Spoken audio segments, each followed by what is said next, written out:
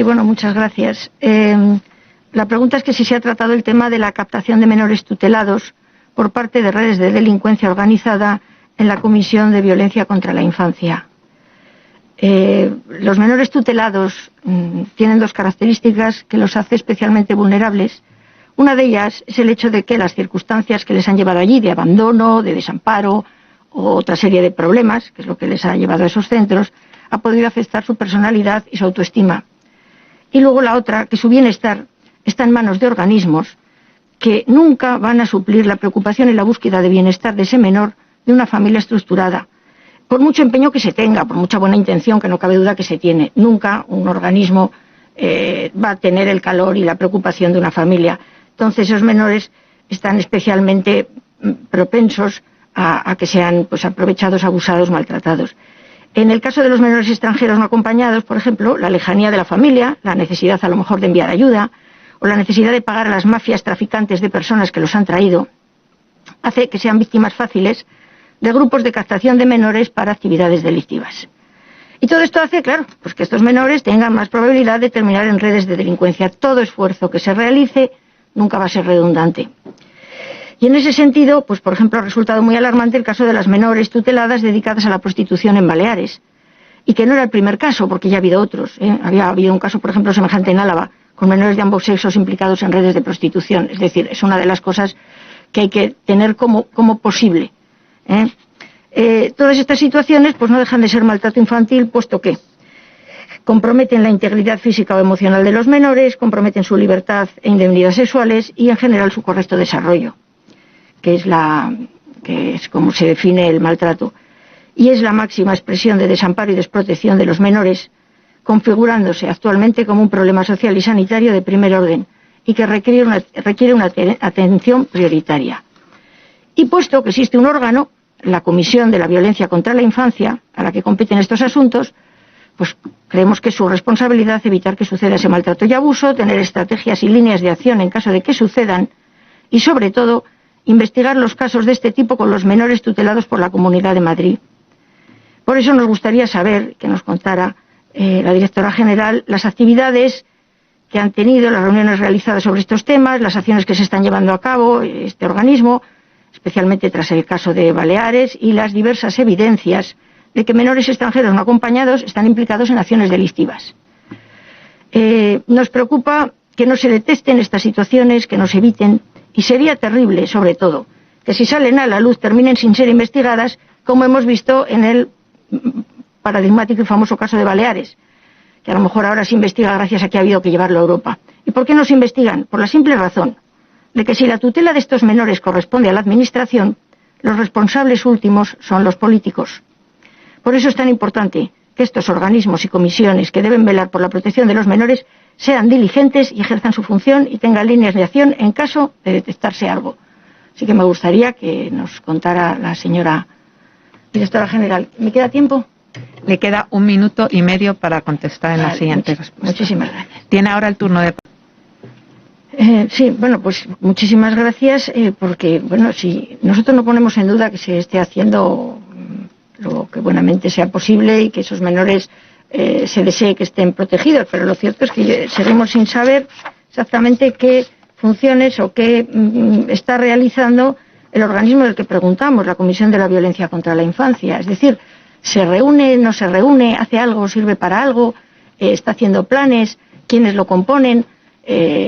Nos gustaría saber eso, si se ha tratado este tema de la captación en la Comisión de Violencia contra la Infancia. Vemos que en otros sitios, pero lo cierto es que seguimos sin saber exactamente pues eso, si este organismo está trabajando en ese sentido. Gracias.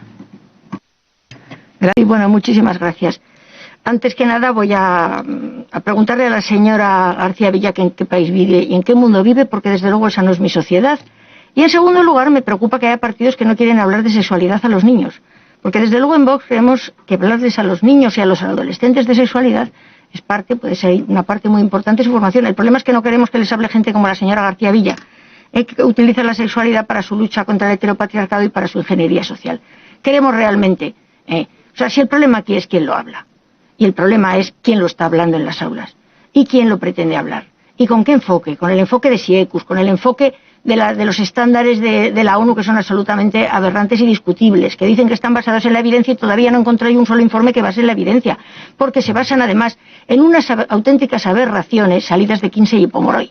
Entonces, si ustedes no saben la educación sexual que están dando, y los resultados que los he visto yo en las aulas, pues dejen de hacer teorías, inventarse cosas, porque están ustedes machacando a los críos. Y claro que queremos educación sexual, pero a que los padres decidan que este informe al final lo pone, hablen con sus hijos, explíquenles las cosas, y se la daremos como nosotros creemos que son, no como usted cree que es. Vamos a ver. Decepcionante el informe, poco profesional, farragoso, falta de objetividad. Lamentablemente, si Save the Children es una asociación seria, nunca debería haber sacado un informe de este tipo. Habla de 2 informes hechos por Tangente y Dinamia. Resulta que estas 2 asociaciones son asociaciones que hacen servicios sociales y muy vinculadas a organismos públicos. De hecho, viven prácticamente la mitad de ello o más de hacer informes a organismos públicos. Son muy parciales. Tienen una visión absolutamente controvertida, que es la suya, pero no es la de, por ejemplo, los votantes de Vox, sobre ideología de género. Meten los objetivos 2030 permanentemente. En realidad, es un informe de profecía autocumplida. El informe tenía que demostrar que la ley de infancia era necesaria, que hay que dar clases de educación sexual cuanto antes mejor y que hay que hablar a los niños de la pornografía cuanto antes mejor para avisarles. Entonces, naturalmente, las respuestas solo buscan ratificar los objetivos, que son esos. Se presenta un estudio cuantitativo, algo así como una encuesta representativa de 1.750 chavales. Nunca dice el porcentaje o el número de encuestados. Divide sus respuestas en 3 grupos, chicos, chicas y no binarios. Los no binarios parece ser, porque en alguna vez se detecta, son chicos homosexuales, chicas lesbianas, que al fin y al cabo son binarios a más no poder. Son chicos a los que no les gustan las chicas, chicos, en fin.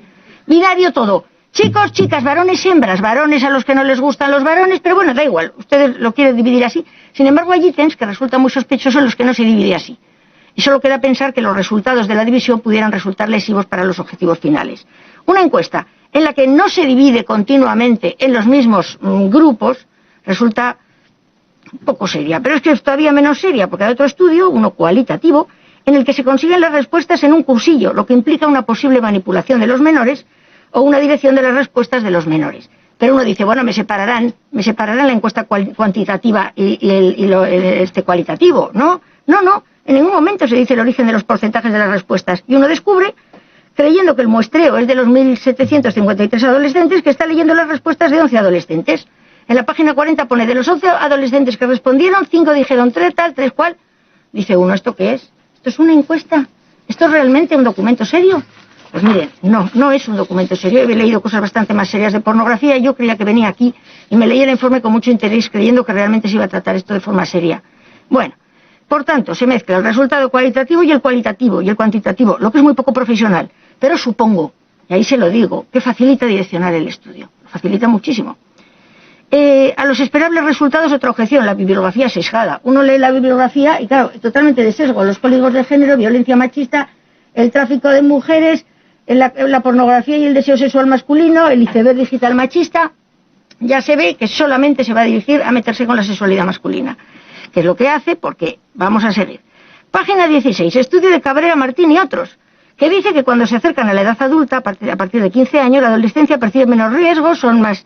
Es decir, de repente los adolescentes se vuelven más inmaduros. Pero claro, en la página 39, contra todo pronóstico, contra lo que hemos visto en las personas que llevamos 28 años dando clase a chavales de primero a segundo de bachillerato. El adolescente va ganando responsabilidad y va ganando madurez. Como dice en la página 39, que dice, a mayor edad, más identificación de prácticas de riesgo. Aumenta de los 14 a los 17 años, lo esperable. Entonces, ¿por qué nos dicen que a los 15 son menos responsables? Bueno, se detecta además una extraña idea de pornografía buena frente a pornografía mala.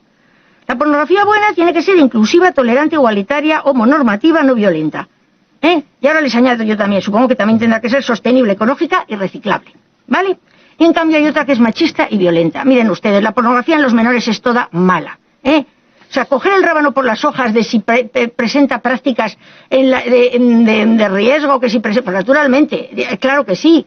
O sea, pero no es eso el problema es otro y ahora lo vamos a ver. Bueno, 1 de cada 3 chicos encuestados siente que consume más pornografía que la que le gustaría. Es decir, que lo que realmente es preocupante, aparte de que ese consumo altera la percepción de las relaciones sexuales, etcétera, etcétera, es que además hay un consumo enfermizo, un consumo compulsivo, que lo dice el propio informe. Y eso nada, no se dice, eso no importa. Es decir, puede usted tener consumo enfermizo y compulsivo de pornografía, siempre y cuando sea inclusiva, tolerante, igualitaria, normativa, no violenta y no haga prácticas de riesgo. ¿Qué informe es este? Oigan, ¿qué tomadura de pelo es esta? A ver, bueno, enfoque transversal de género y desde la diversidad, la desigualdad y la no violencia. A ver, la pornografía no tiene esos problemas, los tiene, pero es que eso es parte de la pornografía. Es decir, la pornografía hay que enfocarla muchísimo más ampliamente, y no esto. Luego, además, se habla siempre de derechos de los adolescentes. No se les dice ni una sola responsabilidad, ni deberes, ni obligaciones. El adolescente se ha convertido, y esto lo digo al margen, en una persona que tiene muchos derechos y no tiene ninguna responsabilidad. Los adultos sí tenemos. Los adultos tenemos responsabilidades. El derecho a la información. Naturalmente, en Vox estamos de acuerdo, pero ¿quién decide? ¿Qué expertos son los que deciden lo que el menor tiene que opinar? Estos expertos que he visto aquí que dicen cada frase que agárrate, verdaderamente, es que no da tiempo el informe, porque yo de verdad que perdería 6 horas para explicarles todos los errores de este informe. ¿Esos expertos van a educar a mis hijos, señora Villa, señores? No. Estos expertos a mí no me convencen. Sus explicaciones no me convencen. Derecho a la intimidad. Ustedes les preguntan, o sea, dicen que el menor tiene derecho a la intimidad, y aquí a los críos les preguntan hasta las prácticas sexuales que más les gustan. O sea, derecho a la intimidad, pero eso sí, cuéntame, dime, es decir, pues, ¿qué quieren que les diga? O sea, derecho a la intimidad cero. Una de las cosas es que se empeñan mucho en que tengan derechos a los servicios sexuales. Se ha demostrado que ese derecho a los servicios sexuales de los menores a los que previamente se les incita a un sexo prematuro para el que no están preparados son simplemente una apertura de mercados. Si ustedes no lo saben, yo se lo digo. Los que quieran seguir defendiendo esta sexualidad, que sepan que en realidad lo que están es abriendo mercados a los que pagan este tipo de informes, pero no, o sea, los que pagan por detrás de lo que le pagan a Save the Children, ¿vale? Vamos a ver. Una de las cosas más curiosas es este empeño al derecho a la educación sexual, a la que meten la palabra afectiva, pero que no vemos nada afectivo por ninguna parte. Lo único, o sea, no leemos nada ni de compromiso, ni de amor, ni de proyecto común, ni de lealtad, ni de nada. Solamente consiste en, se empeña, es que la sexualidad no se tiene que reducir a la genitalidad. Bueno, pues ustedes la reducen simplemente al placer sexual. Que el placer sexual se consiga tú y la pareja, punto, pelota. ¿Eso es afectividad? Pues bueno, yo tenía una idea un poquito más enriquecida de lo que es la afectividad. No se trata la afectividad. De hecho, en el propio, aquí se dice el enfoque afectivo, falta un enfoque afectivo, dicen a los niños. No considera las emociones. No, ya está, o sea, las emociones es lo único afectivo que esta educación sexual ofrece a los menores. Vaya cosa más pobre, oigan, pobre, paupérrima. A ver, vamos a ver. Otra de las cosas curiosas es que se empeña en que todo lo heteronormativo es muy malo, muy malo. O sea, supongo que lo no heteronormativo es bueno, y que sobre todo una de las cosas más curiosas es que dicen que, a ver si lo encuentro, porque es que esto también tiene, a ver. Sí, miren, bueno, toda la encuesta es una acusación a la sexualidad masculina, hasta crearles realmente trauma de su propia biología. Pretender que la sexualidad masculina y la femenina se comporten iguales y sean iguales, pues es una majadería más de la ideología de género. A ver, que es que hombres y mujeres no somos iguales biológicamente, pero eso es una evidencia como la copa a un pino que no tengo yo que decírsela, Le queda un minuto, por si quiere organizarse, señora Rubio, le queda un minuto. Vale. La pornografía heterosexual es malísima y la describen como la mala. De hecho, hay un momento en el que hay un experto, que dice, van a la pornografía gratuita, que es la machista. O sea, que yo presupongo que la pornografía no gratuita no es machista. Presupongo, además, dicen que es la heterosexual, la pornografía machista, etcétera, y la violenta. No hay pornografía homosexual violenta. ¿Qué es esto? O sea, no hay una pornografía homosexual violenta. Esa es de pago y es que parece aquello todo versallesco en la pornografía. Los contenidos vamos a ver, al final, lo que yo quería decir es que esto influye muchísimo en los menores, pero no como ustedes dicen, que es absolutamente, pues efectivamente, digamos un corolario de todo lo demás que trae la pornografía. Tiene 2 aciertos. Uno, el no acceso a los menores a la pornografía. Menos mal, que no accedan a ninguna. A la inclusiva tolerante, bla, bla, bla, tampoco. Y eso se podía haber conseguido hace mucho tiempo si hubiera habido una cierta voluntad. Porque se puede y se debe hacer. Y sin embargo, lo que yo me encuentro es que cuando se dicen cómo los chavales llegan a la pornografía, hay muchos casos en los que comparten. Pero es que previamente ya pone que se les abren pantallas de forma incidental. A mí no se me ha abierto jamás una pantalla de pornografía. Supongo que simplemente los sitios a los donde yo voy en el móvil y tal no dan lugar a que se me abra. Sin embargo, hay algoritmos que hacen que a los críos se les abra la pornografía. Se les está incitando a la pornografía. Es ahí donde hay que incidir. Muchas gracias, y la otra cosa buena, pues es el consejo a las familias. Bueno, y decirle a la señora de Save the Children que por favor, si el año que viene trae un informe, que traiga un informe serio, riguroso, profesional, que se lo agradeceremos mucho, porque este tema nos preocupa. Muchas gracias.